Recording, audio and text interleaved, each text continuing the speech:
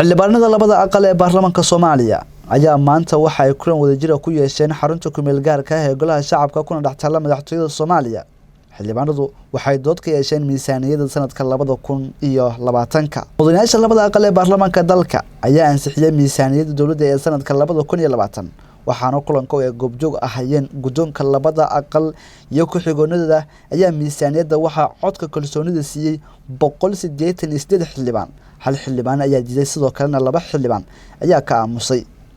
guddoonka golaha aqalka sare iyo golaha shacabka ayaa sheegay inay meel martay miisaaniyadda dawladda oo ay u baahneyd in si dhaqsi ah lagu ansixiyo maadaama sanadka 2019 uu dhammaad yahay bisha ugu horeysay ee sanadka cusubna loo baahnaa in la ansixiyo miisaaniyadda ay ku shaqeynayaan hay'adaha dawladda.